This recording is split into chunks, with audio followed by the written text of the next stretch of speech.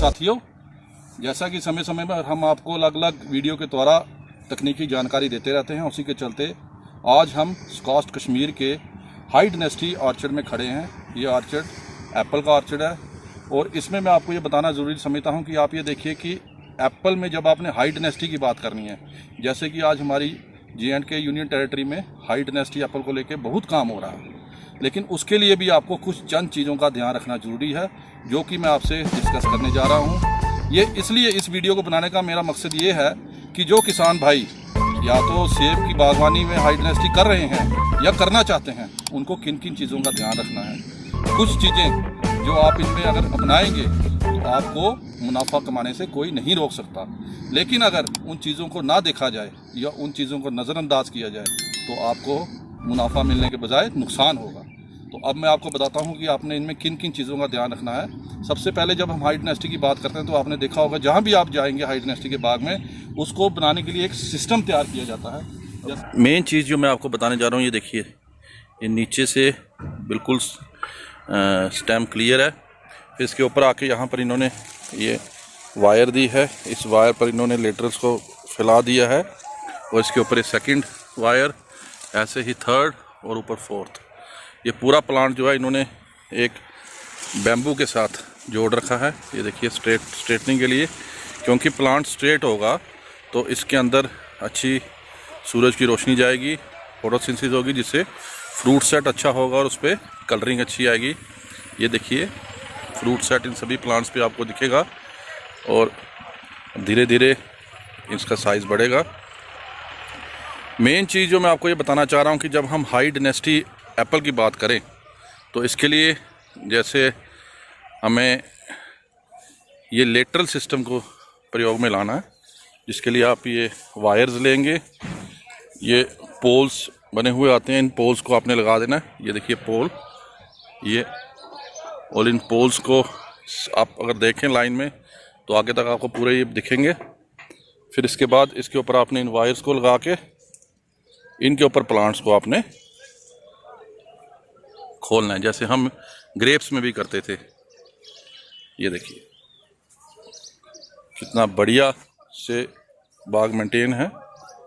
देखिए जो चीज़ हमें ध्यान रखनी है वो ये कि जहाँ हमें हाई डायनेस्टी ऑर्चर्ड के बारे में प्लान करना है वहाँ पर एश्योर्ड इरिगेशन हो, और उसके लिए भी हमें ड्रिप का इस्तेमाल करना है ताकि समय समय पर हम इसमें न्यूट्रिएंट दे सकें, पानी दे सकें।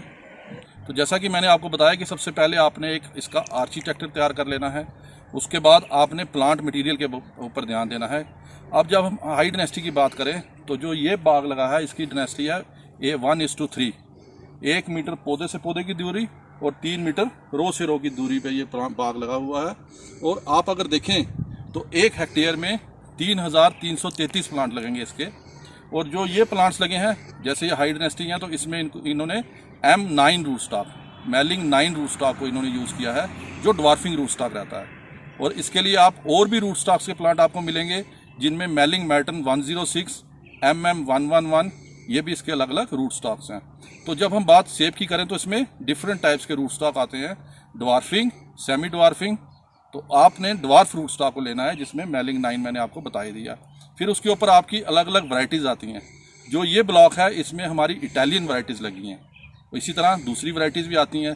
तो आप ये देखिए कि आपने किस वैरायटी को अपने इलाके में लगाना है। प्लांट मटेरियल को आपने बुक कर लिया। अब प्लांट मटेरियल के बाद आपने कौन सी वैरायटी लगानी है, वो भी बड़ा इंपॉर्टेंट रोल प्ले करती है।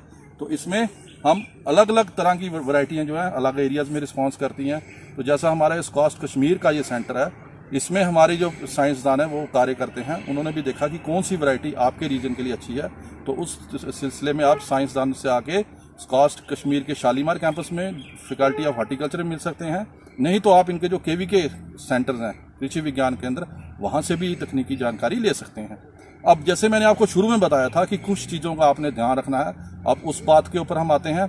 सबसे पहले आप इस चीज़ का ध्यान रखें कि जब भी आप हाई डायनेस्टी की बात सोच रहे हैं तो आपने एश्योर्ड इरिगेशन देनी है।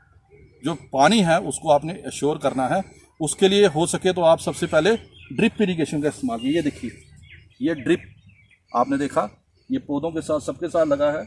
उसके बाद जब आपने प्लांट लेके आए, प्लांट को लगा लिया, प्लांट लगाने के बाद आपने इसकी हमेशा प्रूनिंग के ऊपर ध्यान देना है, क्योंकि अगर आप प्रूनिंग नहीं करेंगे तो ये टहनी आपस में मिलेंगी, जिससे आपके अंदर शेडिंग इफेक्ट आ जाएगा, फ्रूट्स की ग्रोथ अच्छी नहीं होगी।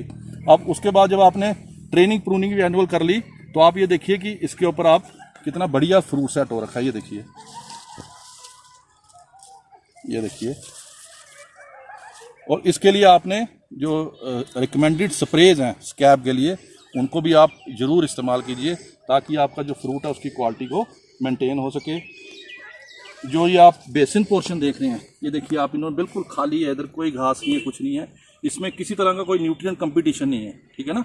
अगर घास होगी, वीड्स होंगी तो उसमें न्यूट्रिएंट कंपटीशन हो सकता है। तो उसके लिए आप ये भी देखिए कि आपका ये जो बेसिन एरिया ये क्लियर होना चाहिए। जो टाइमली ईयर वाइज न्यूट्रिएंट्स हैं उनको आपने अप्लाई ज़रूर करना है, क्योंकि न्यूट्रिएंट्स जो हैं हाई डायनेस्टी में न्यूट्रिएंट्स बड़ा इंपॉर्टेंट रोल प्ले करते हैं। जितनी अच्छी खुराक मिलेगी उतना अच्छा फ्रूट बनेगा, उतनी अच्छी फ्रूट की क्वालिटी होगी। तो जब आपने न्यूट्रिशन अच्छा दिया होगा तो प्लांट की ग्रोथ भी अच्छी होगी और प्लांट जो है उस पर फ्रूट भी क्वालिटी का बनेगा। अब जैसे आप ये देख सकते हैं, जो प्लांट्स इधर आप देख रहे हैं, इन सब पे कितनी अच्छी फ्रूटिंग हो रखी है। लेकिन इसमें सिर्फ एक चीज़ का ध्यान आप ये रखिए कि देखिए, जैसे खुला हुआ प्लांट है, ये चीज़ ध्यान रखें कि हमेशा प्लांट खुला हो। जैसे टाइमली ये चलता है, जब आप छोटा प्लांट लगाएंगे तो नीचे आप उसकी स्टेकिंग करेंगे, और जैसे जैसे प्लांट ये बढ़ता जाएगा फिर आपको ये ऊपर स्टेकिंग करने की ज़रूरत है, ठीक है। उससे ये जो आपकी स्टेम है ये इस पर ज़्यादा लोड ना आए और ये टूट ना जाए, इसलिए आप इसके लिए बैम्बू स्टिक्स का इस्तेमाल कर सकते हैं, और जो भी लोकल आपको वुड मिलती है उसका इस्तेमाल आप स्टेकिंग के लिए कर सकते हैं।